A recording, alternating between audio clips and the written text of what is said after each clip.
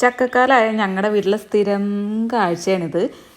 എന്നും ചക്കയിടും, ചക്കക്കൂട്ടാൻ വയ്ക്കും. ആർക്ക് വേണ്ടെങ്കിലും അമ്മയ്ക്ക് വേണ്ടി വരും ചക്ക. അങ്ങനെ അമ്മ അരിഞ്ഞുകൊണ്ടിരിക്കുകയാണ്. സാധാരണ അമ്മ 2 രീതിയിലാണ് ചക്കക്കൂട്ടാൻ വെക്കാറ്. ഒന്ന് അരച്ചും വയ്ക്കും, ഒന്ന് ഉപ്പേരിയായിട്ടും വയ്ക്കും. അപ്പോൾ ഇന്ന് അരച്ച് വയ്ക്കുന്നതിൻ്റെ റെസിപ്പിയാണ് കാണിക്കുന്നത്. ആദ്യം ചക്കയൊക്കെ എടുക്കുക, കഴുകിയിട്ട് അത് കുക്കറിലിടുക. ആവശ്യത്തിന് മഞ്ഞൾപ്പൊടി, ആവശ്യത്തിന് മുളക് പൊടി, ആവശ്യത്തിന് ഉപ്പ് ഇട്ട് കൊടുക്കുക. എന്നിട്ട് ഈ ചക്ക ആവശ്യമുള്ള വെള്ളം കൂടെ ഒഴിച്ചു കൊടുക്കുക. ഈ സമയത്ത് ഒരു 4-5 ചക്കക്കുരു ഇതിനകത്ത് ഇടും കേട്ടോ. അത് ഇടുന്ന കഥ ഞാൻ പിന്നെ പറഞ്ഞുതരാം. ഈ സമയം ചക്കയ്ക്ക് ആവശ്യമുള്ള അരപ്പിന് വേണ്ടിയിട്ട് തേങ്ങ, കുറച്ച് ചെറിയുള്ളി, പച്ചമുളക്, വെളുത്തുള്ളി, കുറച്ച് ചെറിയ ജീരകം എന്നിവയെല്ലാം നന്നായിട്ടൊന്ന് ചതച്ചെടുക്കുക. ചതച്ചല്ല, അരച്ചെടുക്കണം. എന്നിട്ട് അപ്പോഴേക്കും 2 വിസിലടിച്ചിട്ട് നമ്മുടെ ചക്ക റെഡി ആയിട്ടുണ്ടാവും.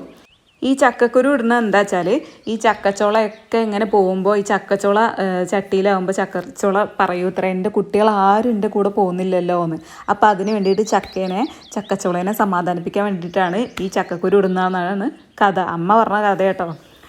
അങ്ങനെ ചക്ക വെന്തു. അതൊന്ന് ഉടച്ചിട്ട് നമ്മുടെ തേങ്ങയരപ്പ് അതിലേക്ക് ചേർത്ത് കൊടുക്കുക. ആവശ്യത്തിന് വെള്ളം ഒഴിക്കുക. എന്നിട്ട് നന്നായിട്ട് ഇത് ഇളക്കി ഈ അരപ്പും ചക്കയും കൂടെ നന്നായിട്ട് യോജിപ്പിക്കണം. ഇത് ഇവിടുത്തെ രീതിയിലാട്ടോ വെക്കുന്നത്. വേറെ പലയിടത്തും വേറെ രീതിയിലാണ് വെക്കാറ്. ഇതെൻ്റെ അമ്മേൻ്റെ രീതിയിലാണ് വെക്കുന്നത്. ലാസ്റ്റ് ഇതിൻ്റെ മുകളിൽ കുറച്ച് പച്ച വെളിച്ചെണ്ണയും കൂടെ ഒഴിച്ചിട്ട് നന്നായിട്ട് മിക്സ് ചെയ്യും.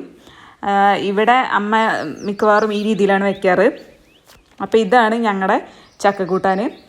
സാധാരണ ചക്കക്കൂട്ടാനാവുമ്പോൾ അമ്മ കഞ്ഞിയോ ഉണക്കമീനോ ചക്കക്കൂട്ടാനോ അങ്ങനെയൊക്കെ ആയിട്ടാണ് കഴിക്കാറ്.